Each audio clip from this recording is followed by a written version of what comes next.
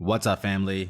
Welcome back to the Stop Sinking Show, where we go from struggle to flow.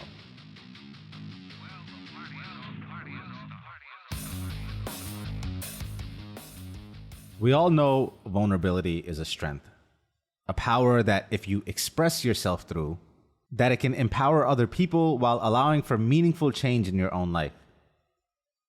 I have probably touched on vulnerability as a topic and have definitely been an example on here as I share and discover deep parts of myself holding me back from this great life that I'm trying to create. I don't know how much I have to labor the benefits of vulnerability. And while I don't think I'll ever stop talking about the benefits, I wanted to talk today about vulnerability from a different angle. I wanted to talk about the double-edged nature of it, or the effect it could be having that you weren't intending for. Like most things in life, there is a balance that must be retained to have a healthy relationship with something. And it can become a vice instead of a virtue really fast if that balance is upset. And there are a lot of things that fit in this criteria. You can have too much sympathy, too much humility, too much honesty, too much of anything, and the balance is thrown off. And then you should stop and ask yourself at least, why do I find myself on this extreme end? We've all seen 8 Mile with Eminem. And if you haven't, I'll give you a quick synopsis of what I'm referring to here. In the movie, Eminem was on the battle rap scene as an up-and-coming rapper.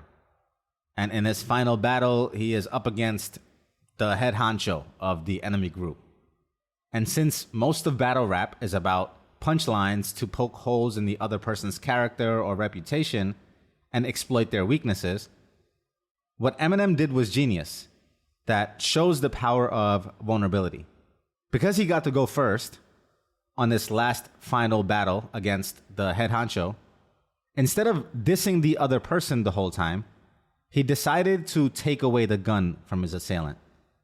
He took away all their ammo by rapping about himself and all the punchlines that they would have said. He said it about himself. He makes fun of his own skin color, his own life, his own mother, the fact that his girl cheated on him with one of their guys. Literally, he exposed himself. And when he was done rapping, the head boss, who was now supposed to rap, just forfeited because he had nothing to say. And I kind of ruined this movie for you if you've never seen it. Sorry. But what are you going to take away from a person who is willing to bear it all? That's why the people who can laugh at themselves and their own mistakes are so attractive and freeing to us, because they remind us to lighten up when we make mistakes ourselves. And now I'm laboring some more of the benefits of vulnerability here, as this is something that I quite often do myself. This bearing my soul for taking away the punchline. And if I recall, I think I started doing it as a defense mechanism. Similar to this. As an immigrant kid who moved to a different country with a different accent and a different style, you can imagine I got made fun of plenty. But I learned early on that I could diffuse any attempt at humor at my expense if I just addressed it matter-of-factly. So if someone tried to ask me a question that I know would lead to their punchline, I would beat them to it and be like, oh, is that what you wanted to hear? Or is that what you were getting at? Pretty soon, I wasn't any fun to make fun of. It's pretty hard to take someone for a ride when they over-intellectualize something and dampen the joke. So yeah, I started using vulnerability and just saying the punchline that they were going to use against me as a defense mechanism. And what started out as a defense also became my greatest strength in most of my relationships. Being able to bare my soul has allowed me the deepest of friendships and the healthiest of work environments that anyone would ever ask for.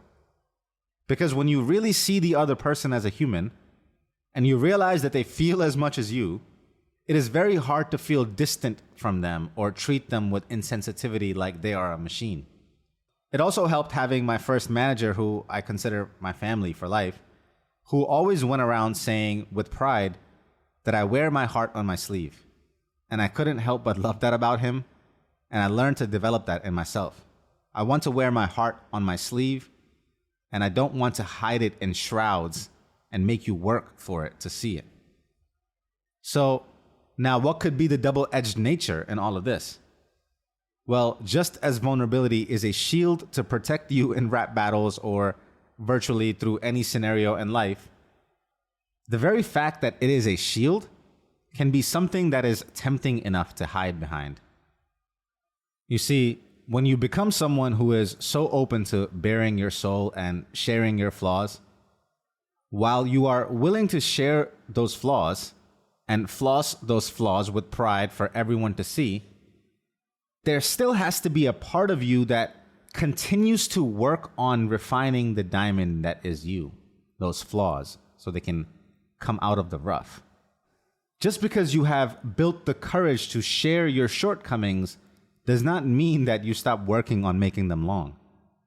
And it's something that I audit myself on and thought about this, that it can become very tempting once you can blatantly share your flaws to then hide behind those flaws.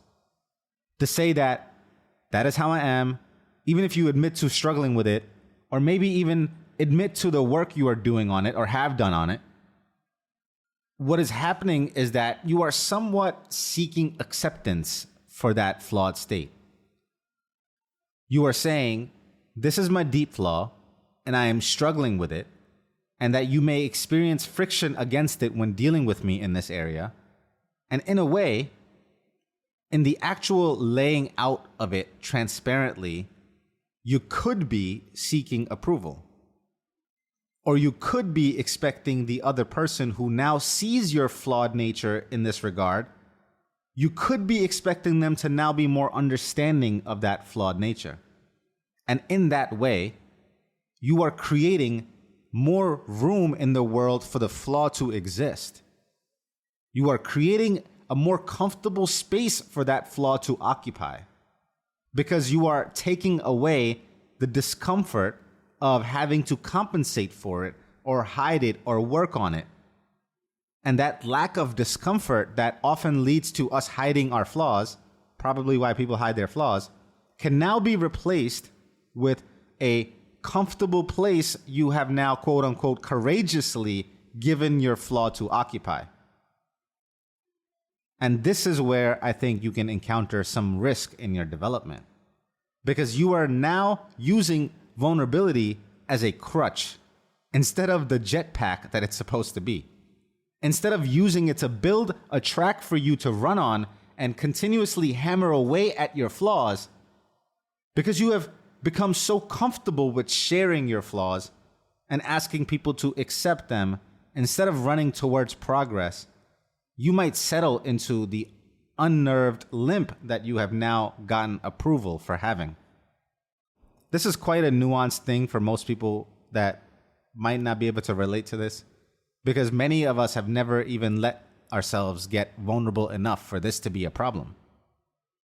But for the few that are listening that are attracted to the way that I share my flaws, and is something that resonates with you because you might be that way, I want you to know that I am trying to ensure it is not something that I hide behind.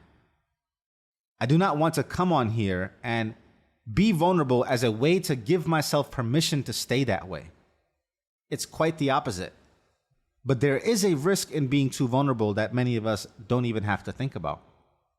And that there could be a sort of addiction to laying yourself out there in the open for all to judge. Because again, what can you take away from me if I'm already willing to take it away from myself? What can you discredit me on when I already discredit myself more than you ever could? You can see the addiction that that can lead to, because it is almost an intoxicating sense of power. It is a way of shoring up soft parts of me that might hurt by opening myself up to the hurt voluntarily. And while all that might still be a benefit in some regard, it can quickly become a vice when applied for the wrong reasons. If you have no intention of improving upon something that you are being vulnerable about, then understand that you are seeking approval for something that, in a sense, you are saying, I am this way, and I will probably stay this way because I'm not putting effort in improving it. So the sooner I tell you this way that I am, the sooner you can get used to it, because I don't have any plans of changing it.